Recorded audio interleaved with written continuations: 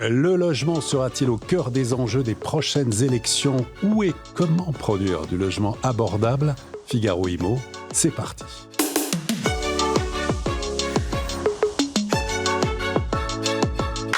Deux invités dans cette émission pour parler politique du logement, deux invités de Terra Nova.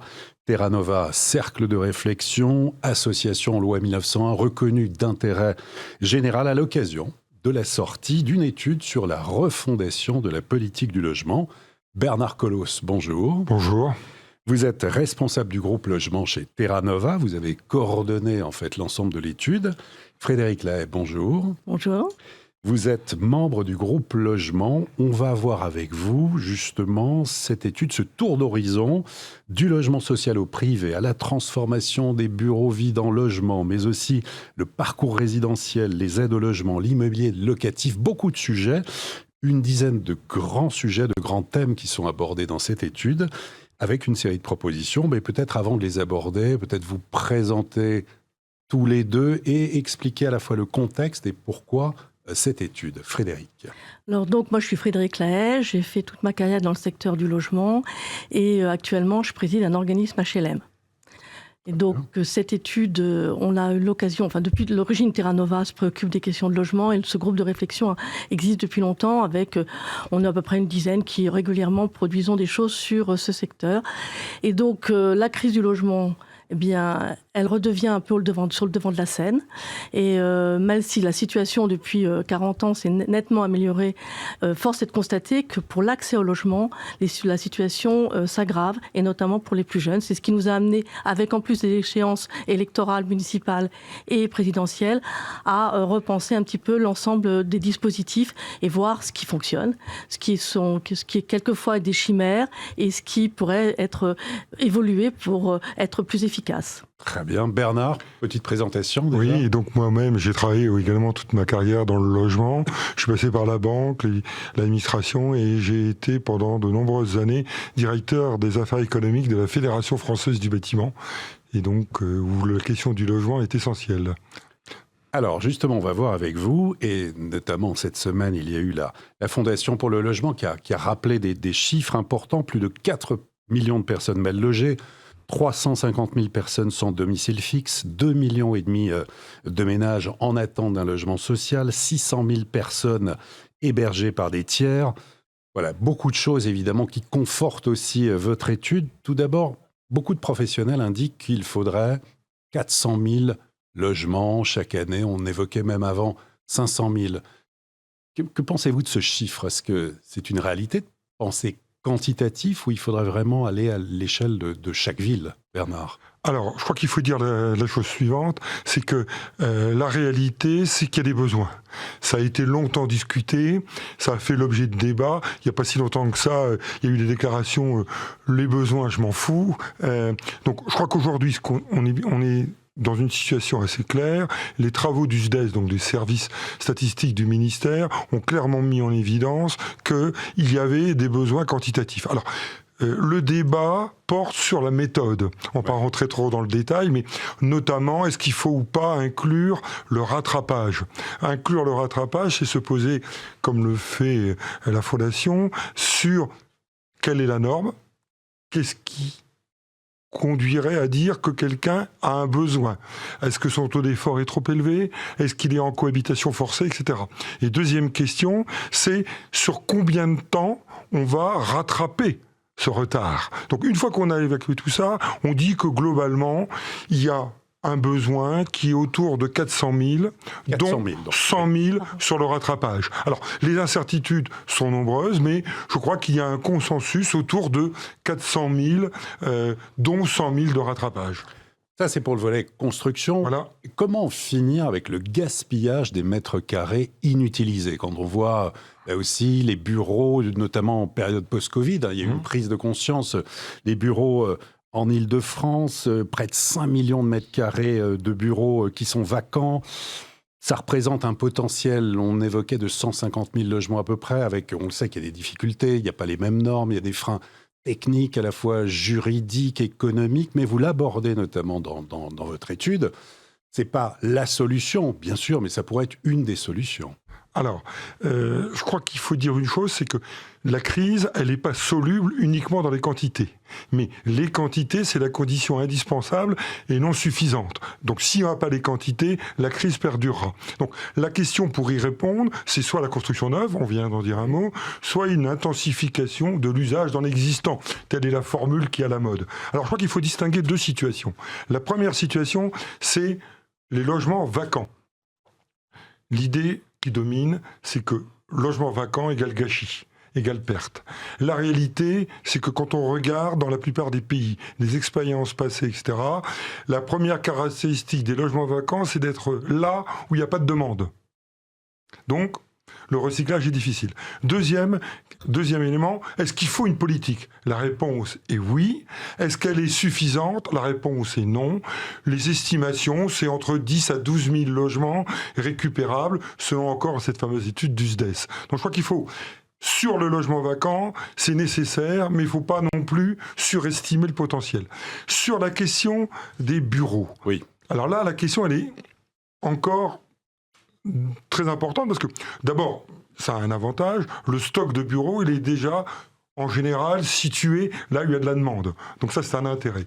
La deuxième, mais les obstacles à la réalisation et à la transformation sont extrêmement nombreux.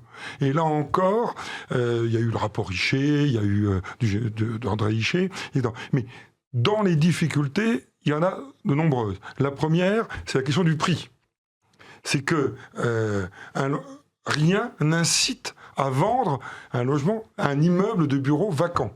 Deuxièmement, il faut des autorisations tout à fait particulières et que bien souvent, la démolition-reconstruction s'impose, ce qui n'est possible que si on a un surplus de densité ou de surface constructible. Donc en fait, en gros, nous avançons dans le document différentes propositions pour dire oui, c'est nécessaire, mais là encore, c'est pas à la hauteur de l'enjeu, mais il ne faut pas le négliger. Il ne faut pas le négliger, on pourrait accélérer. Bien sûr, tout à fait. Oui, Frédéric. Oui, on pourrait sans doute accélérer, mais avec des financements vraiment bien calibrés, parce que comme ça vient d'être dit, c'est extrêmement onéreux de transformer des bureaux en logements pour des raisons de normes, mais aussi, on voit bien s'il faut démolir, parce que la configuration de l'immeuble ne permet pas de créer du logement, il faudra également intégrer les prix de démolition et de construction. Cela dit, c'est une piste évidemment extrêmement importante, d'autant plus qu'on veut éviter au maximum d'artificialiser les sols. Donc vraiment, c'est un gisement, mais nous avions dans notre groupe un promoteur qui a étudié en région Île-de-France une vingtaine de projets. Il a réussi à en sortir un seul. C'est difficile, mais en tout cas, il ne faut pas le négliger. Il ne faut pas le négliger, puis ça deviendra une évolution. On ne pourra pas rester avec des bureaux, des locaux vacants. Pour les villes, c'est assez mortifère. Hein. Alors, vous l'évoquiez tous les deux, justement, sur le prix. Comment agir sur le coût du foncier, éviter les surenchères des terrains ? Voilà, parce qu'au terme, il y a le logement abordable, le logement accessible.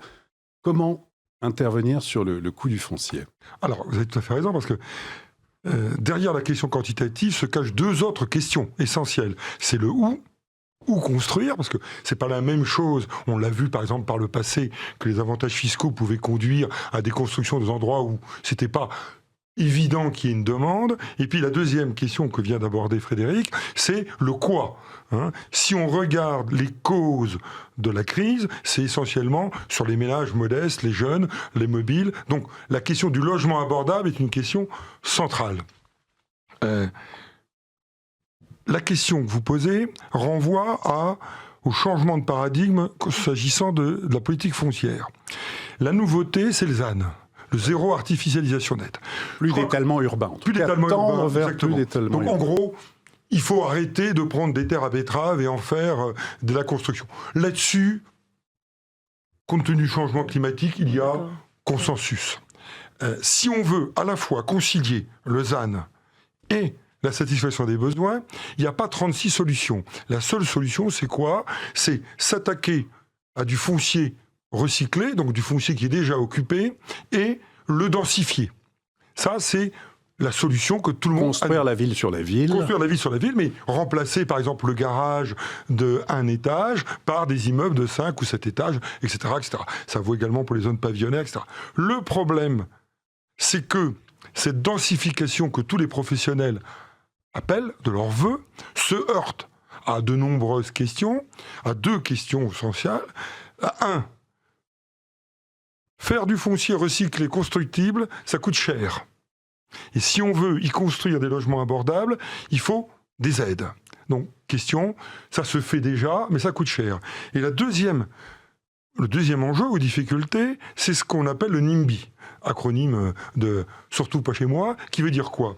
Qui veut dire que, eh bien, dans tous les pays, c'est pas un français, la Californie, la Suède, le Canada, l'Australie, sont tous confrontés à cela. C'est-à-dire la difficulté que les élus ont à faire accepter par leurs électeurs. Or, dans une démocratie, un élu est d'abord là pour faire ce que ses électeurs désirent, de faire accepter ces opérations de densification.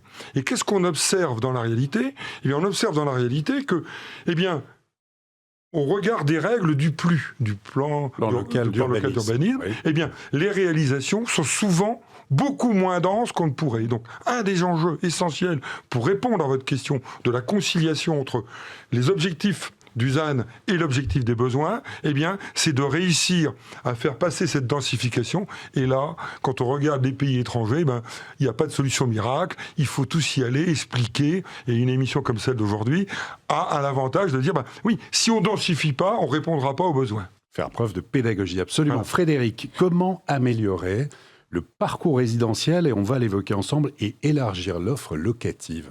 Aborder notamment le logement social. Le logement social qui est une des réponses. Je crois qu'on a la chance en France d'avoir un parc de résidentiel assez équilibré. 57% de propriétaires, on a 18% de locataires dans le parc social et le reste dans le parc privé ou hébergé par des tiers.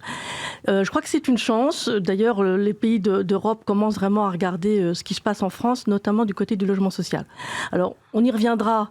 On est favorable à ce qu'il y ait un développement, premièrement, de l'offre d'une manière générale, de l'offre de locatif privé, et ça je laisserai Bernard en parler longuement, mais également du parc social. C'est une chance d'avoir ce parc social. Je voudrais rappeler quelques chiffres. Actuellement, c'est que 5,3 millions de logements qui représentent ce parc social. Ça loge 11 millions d'habitants et 18% des résidences principales. Par ailleurs, il y a actuellement près de 4 millions de demandeurs de logements sociaux. Donc, et ça ne cesse d'augmenter. Donc ça, je veux dire, c'est une réponse. C'est une réponse qui s'est construite au fil du temps, depuis plus de 100 ans. Et on n'a pas à avoir honte de notre parc de logement social qui a été largement réhabilité et qui maintenant est construit dans les villes d'une manière assez diversifiée, disséminée dans la ville. Et quelquefois, vraiment, on ne sait à peine si c'est du logement social, d'autant plus que souvent maintenant il est mixé avec des actions de promoteurs privés.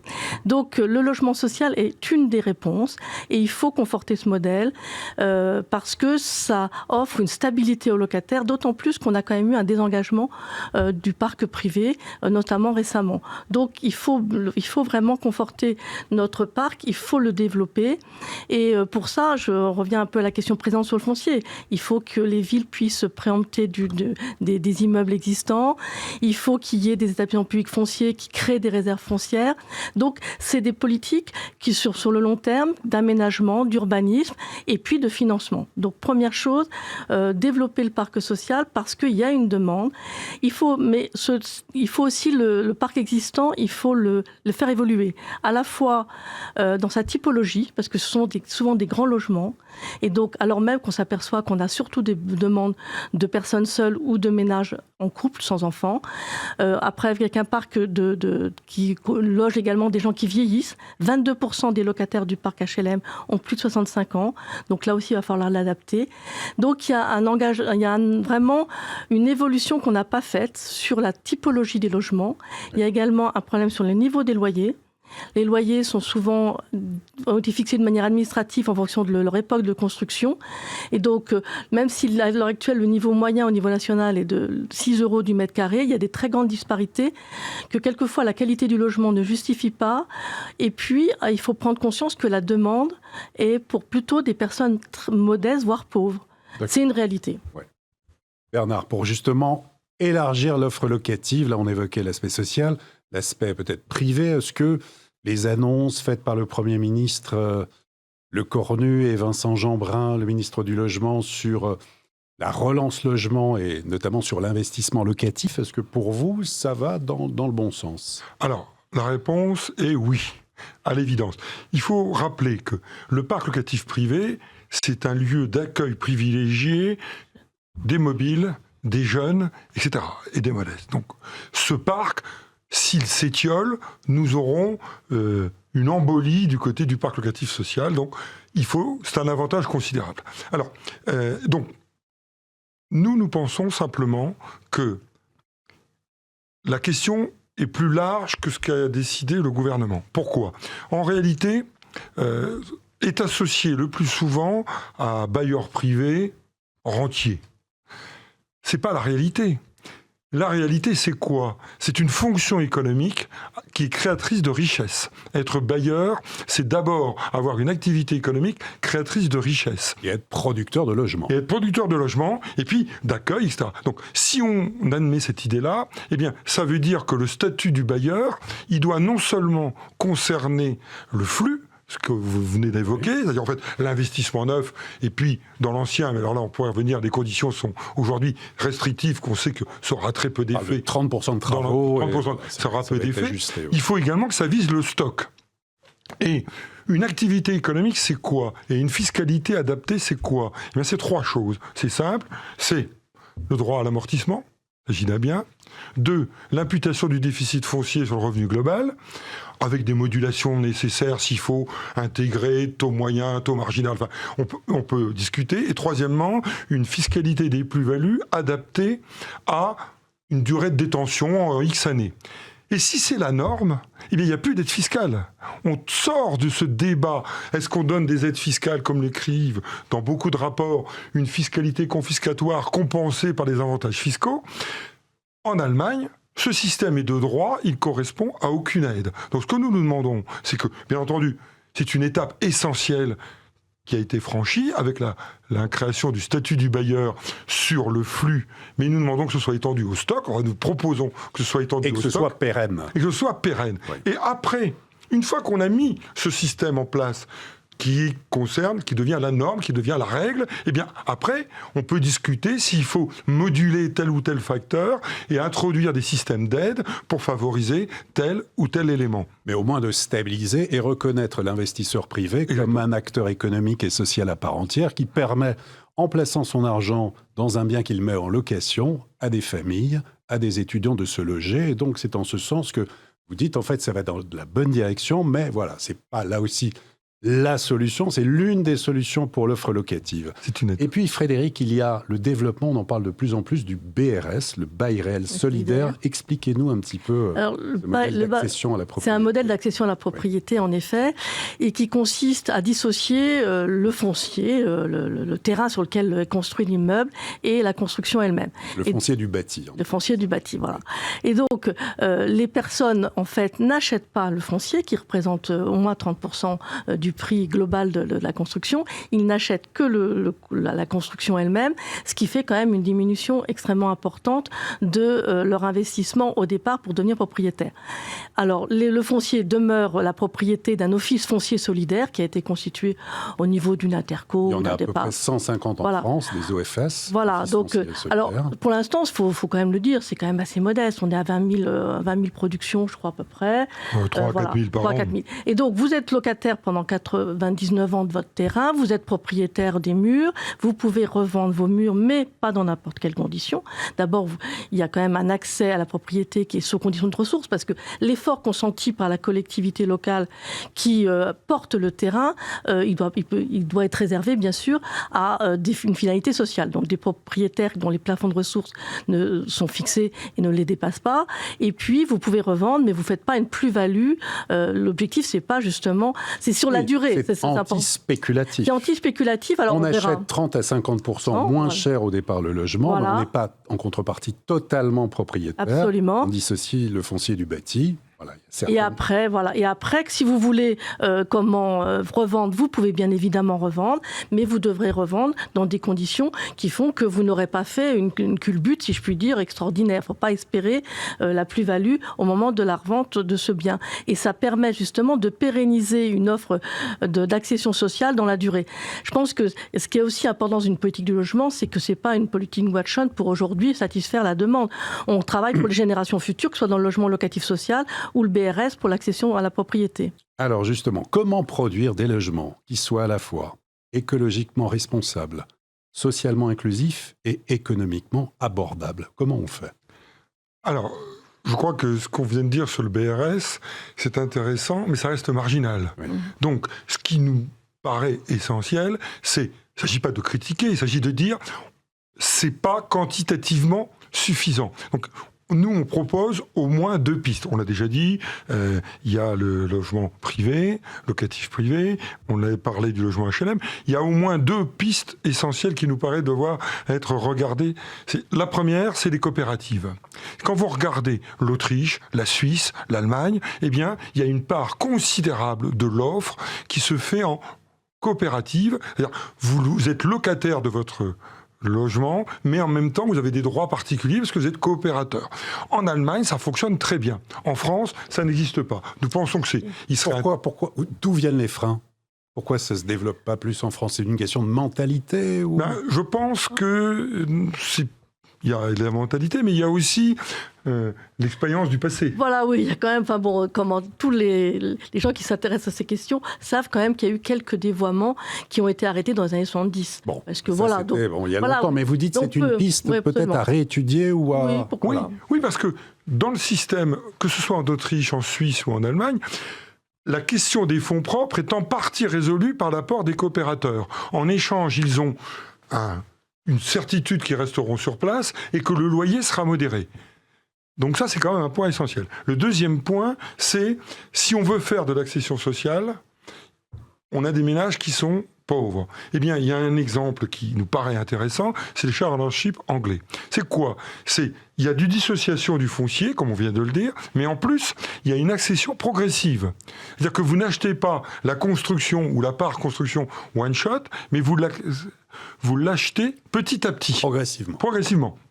Or, il y a plein de gens qui connaissent des évolutions progressives. Vous pouvez avoir un changement de... Et on s'aperçoit que ça encore, ce sont des outils qui existent, qui quantitativement fonctionnent et ont un avantage par rapport au BRS, c'est qu'en période de pénurie budgétaire, ça coûte moins cher. Oui. Donc, je crois qu'il faut, en résumé, il faut élargir la palette. Très bien. Il reste 5 minutes d'émission. Autre proposition phare de votre étude, Frédéric?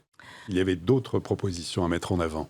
Alors, comme autre proposition, on propose notamment que la participation des employeurs à l'effort de construction qui est géré actuellement sur un système paritaire par Action Logement évolue aussi un peu dans sa mode de gouvernance pour sans doute plus d'efficacité en créant une fondation, mais ça peut être une autre structure éventuellement, mais enfin dans lequel à la fois il y aurait bien sûr les partenaires sociaux, mais également les bailleurs sociaux, les collectivités locales, tous ceux qui contribuent à la production de logements sociaux. Ça nous paraît être une piste à explorer. On a quand même aussi déjà beaucoup d'outils, donc on n'est pas là non plus pour recréer des usines à gaz, mais on se dit qu'en effet, il y a dans le monde HLM, on doit également pouvoir évoluer. On veut pas revenir sur le système du droit au maintien dans les lieux, par exemple, parce que pour les gens modestes, c'est le seul patrimoine qu'ils ont quelquefois, leur droit au maintien dans les lieux. En revanche, on veut mettre un peu l'accélérateur sur la sous-occupation. Parce que, en effet, on a beaucoup de personnes âgées qui sont dans des logements très grands, alors même qu'il y a des familles qui attendent et qui sont elles-mêmes en suroccupation. Mutualiser les espaces, l'intensité d'usage. Voilà, l'intensité d'usage, ça c'est extrêmement important. D'accord. Et donc faire évoluer à la fois la topologie, faire évoluer les loyers aussi, je l'ai dit tout à l'heure, dans le logement social, avoir des loyers plus bas pour les personnes les plus modestes, mais à côté de ça, avoir les loyers qui peuvent évoluer pour ceux qui le peuvent. Très bien. Bernard, les points clés. Alors, d'autres propositions? Oui, il y en a beaucoup, mais je pense que maintenir l'APL en tiers payant, ça nous paraît un point essentiel. C'est un enjeu. Être personnalisé au logement. Être personnalisé au logement en tiers payant, c'est-à-dire en fait affecté à une dépense. C'est un vieux débat, mais nous pensons que c'est important. Deuxième idée, si on veut construire, il faut qu'il y ait un pilote dans l'avion.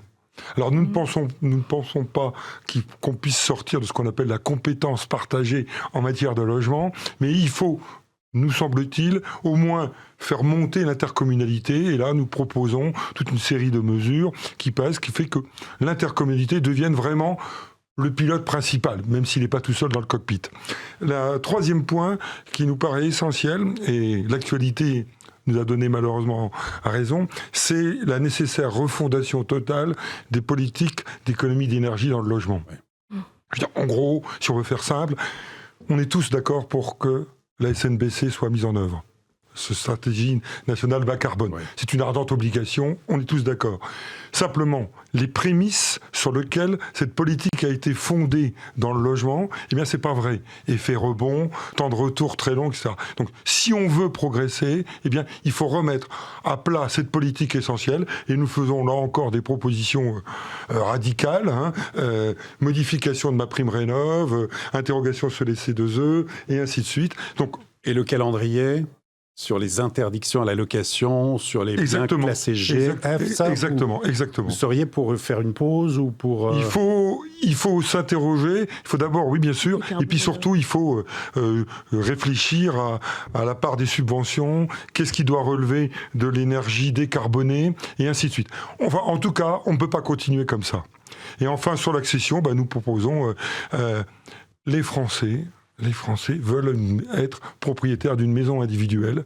Donc, comment concilier, nous essayons de regarder, comment concilier ce désir des Français, la question des revenus et la question de la densification, ce qui est encore là un vaste défi. Oui, un dernier mot, Frédéric. Oui, il y a un point également qu'on a oublié, mais qui est conjoncturel, mais qui dure malheureusement, c'est pour le logement social, c'est supprimer la ponction qui est faite sur les recettes des organismes par ce qu'on a appelé la réduction de loyer de solidarité. Voilà, donc redonner quand même aux organismes le moyen de pouvoir continuer à réinvestir. C'est important parce que notre modèle repose sur un système qui a fait ses preuves avec des subventions, des aides, des prêts très longs à 30 à 50 ans pour les bailleurs sociaux par la Caisse des dépôts, et puis l'autofinancement, parce que c'est quand même les loyers des autres locataires qui payent également une partie de l'investissement pour les nouveaux locataires. Et donc ça, il faut leur laisser un peu de capacité d'autofinancement, et pour ça, il faudrait supprimer cette fameuse, cet acronyme RLS, qui comment a pollué depuis plusieurs années les finances des organismes. Voilà, en tout cas, on va renvoyer à cette étude de Terra Nova sur la refondation de la politique du logement, le logement qui est vraiment lié aussi à l'emploi, l'aménagement du territoire. Absolument. Voilà, tout est lié. On ne peut pas mettre le logement d'un côté. Vraiment, tout est lié. Merci infiniment, Bernard Collos. Merci beaucoup. À vous également. Frédéric Lay, merci infiniment. À vous. Et à très bientôt pour une prochaine émission de Figaro Immo.